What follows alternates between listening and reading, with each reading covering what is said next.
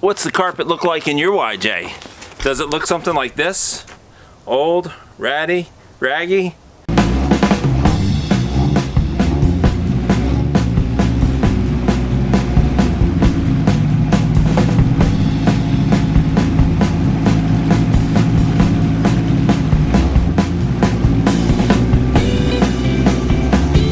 Full of holes.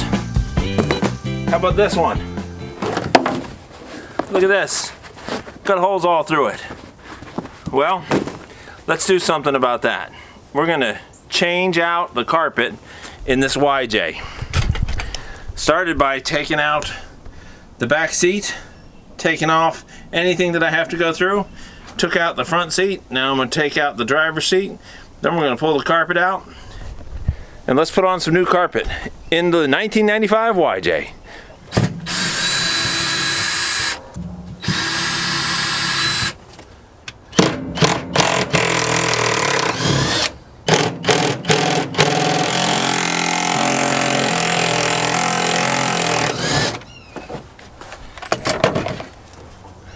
Well, finally got the seat out.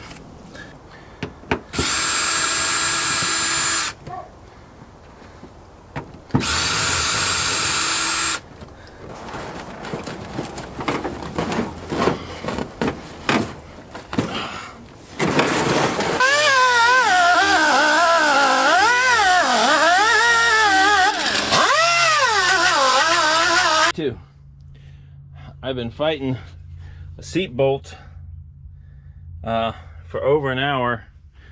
One of the bolts, that one's wore out, that one's wore out, that one's wore out. You can see where that one was cracking. This one is gone. It was completely broken off.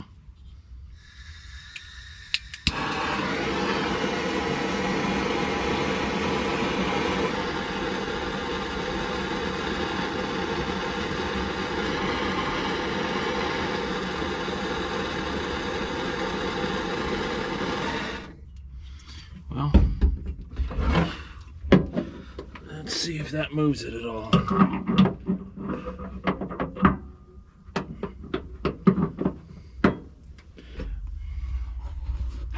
And do repair. Jeep life.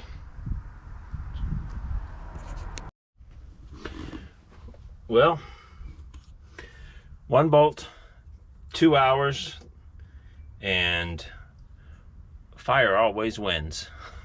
It knocks all that rust out. I got a hole.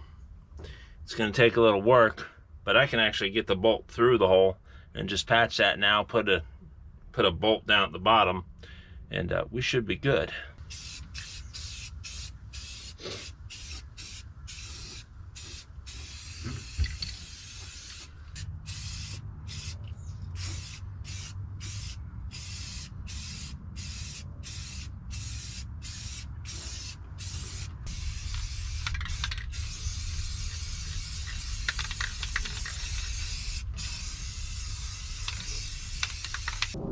Who'd have thought, pulling out the carpet, that I was going to find all these bonus items to work on.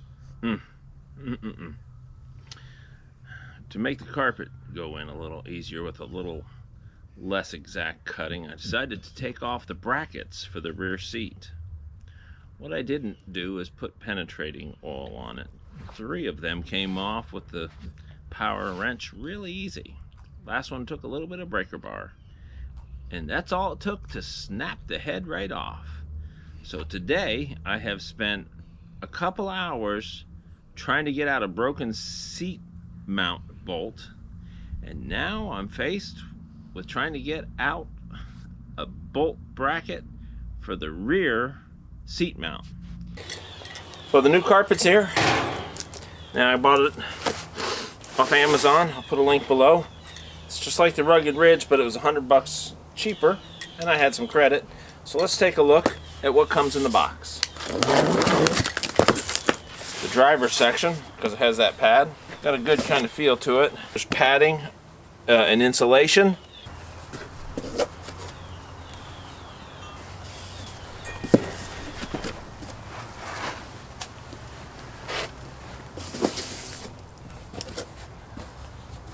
That's one of the wheel wells. Well, that's another one of the wheel wells. This is the back piece for the back deck.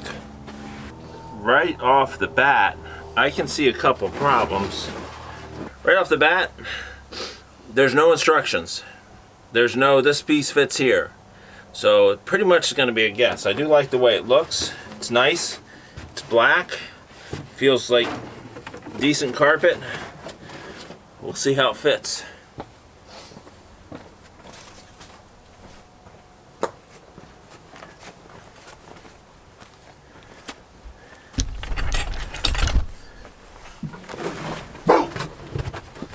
Hey, Duke.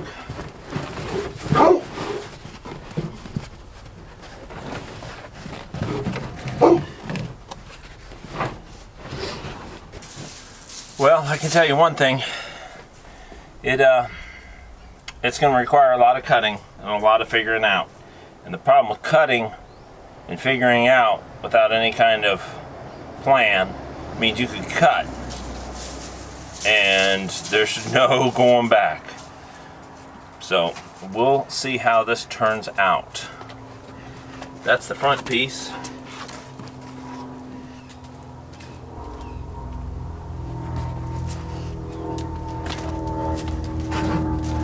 That's one of the wheel wells.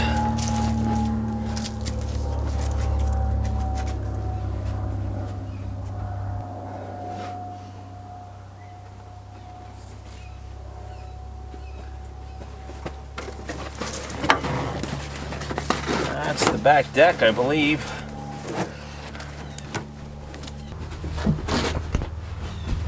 Just the other wheel well. This is going to have to go up front here.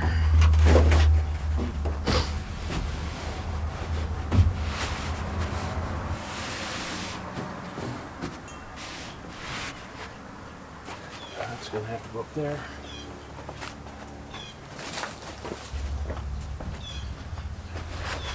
This has to hang on the lip. Well, there it is. Carpet's in. Now I gotta cut, make holes for bolts, set up the adhesive, line everything up, and do it all in the first shot. Because when you're cutting carpet to fit in the tub of a Jeep, if you make a mistake, there's no turning back. Hopefully, something will be covered. They gave me enough sheets for both wheel wells, the back deck, the back seat feet area, and then the front seat underneath the seat and passenger seat, and that goes up underneath the dashboard. The quality looks fair. It would have been really nice to have a perfectly one-piece molded carpet that fits right in and doesn't have to be glued. Just one big molded piece would be perfect. Permatex Automotive headliner adhesive.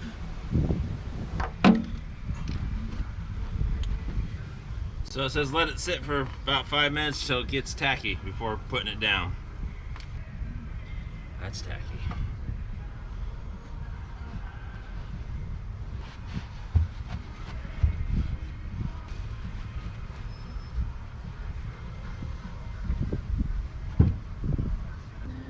Next round, going to require a little bit of cutting to make the make sure it fits right. It does kind of hold it down. I'm putting it a little thicker in the valleys. The hump won't have much of a problem. It's down in the low spots that I want to make sure I've got proper glue.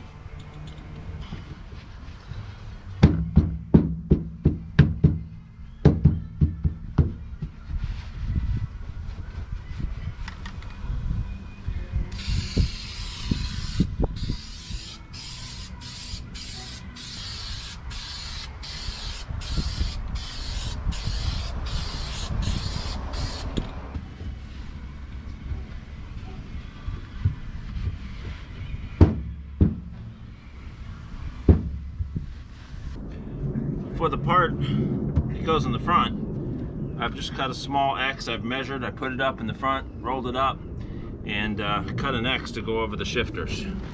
So now we can put this piece over the shifters.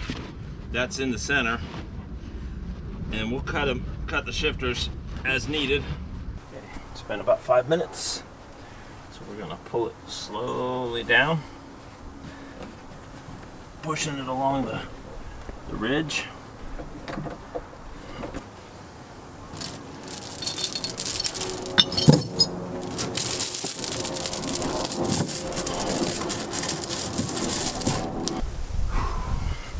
Front is kind of in.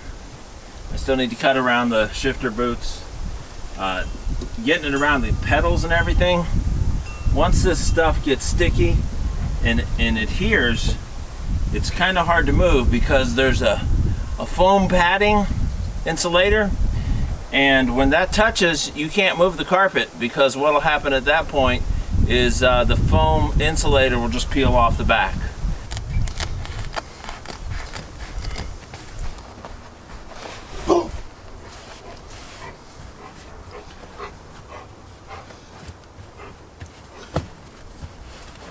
It's not pretty.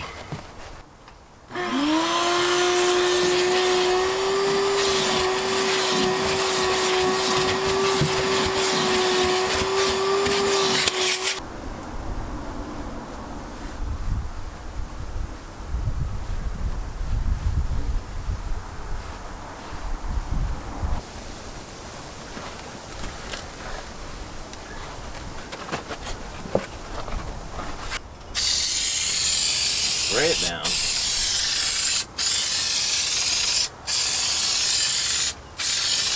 Alrighty, 5 minutes. Bring it on down.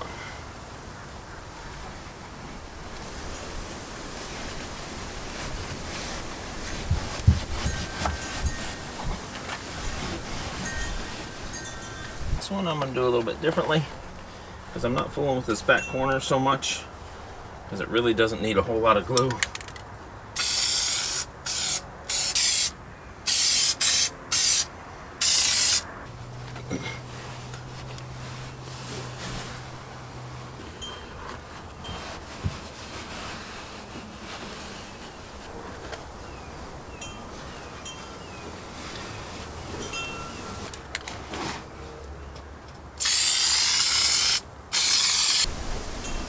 Pull it down.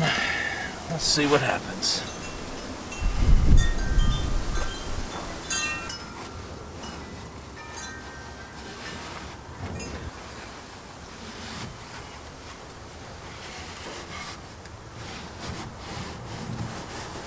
There we go.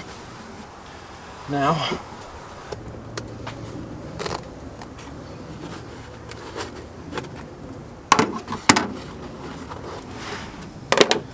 since it's not glued yet, I'm going to make all my cuts as I go. And I think Amazon's here.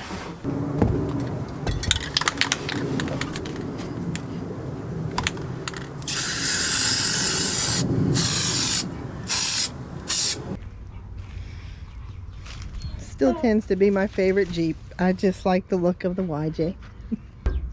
How do you put holes in a carpet without damaging stuff? A soldering iron. You find the hole, you push the soldering iron in, and now you got a nice round hole for the bolt to go in.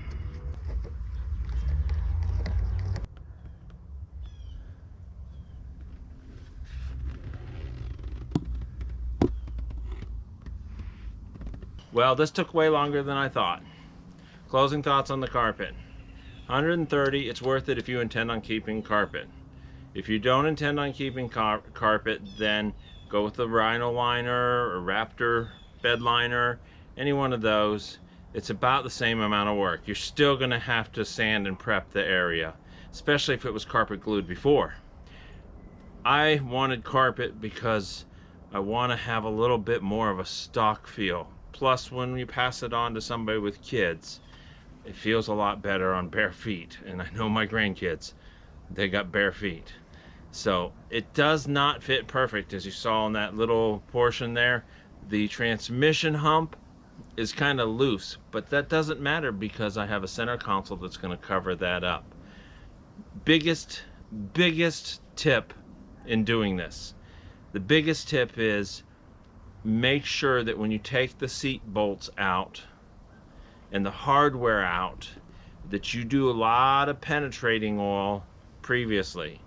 Do not use a 1/2-inch impact wrench because it'll simply twist the head off of the bolt, and then you will be stuck with a half a day's fight over broken bolts that you didn't need to do. So penetrating oil, whether it's PB Blaster or WD-40 or whatever it is, do that to the bolts, and then just use a standard wrench and work it back and forth slowly. Second big tip, soldering iron. Definitely the way to cut the holes. It just goes through them like a knife through butter. Really easy to do and very precise. I bought my soldering iron at Harbor Freight. It's cheap and inexpensive. I'll put a link for one below. There's going to be a list of the tools. Am I satisfied with my $130, $140 piece of carpet? Yes, I am. Would I have been satisfied if it was $250? No, I would not have been satisfied. On a scale of 1 to 5, I would say it could be anywhere from a 2.5 to 3.5 wrenches. When you start breaking the heads off of bolts, yeah, it's going to kick it up to a whole new level, because if you don't have a tap and die or easy out stuff, if you can't drill through grade 8 bolts and you don't have that equipment, you're going to have a pain. Thank you for watching Off-Road Travels. It was an upgrade video today for YJ Carpet. Don't forget to hit the subscribe. The subscribe button's down in the corner, and just click on that. We appreciate all the subscribers. Hey, we hit over 3,000 subscribers, and I can't tell you how excited I am about that. So Jeepin' with Judd's coming. Hopefully you got your tickets, and we'll see you there. Have a great day.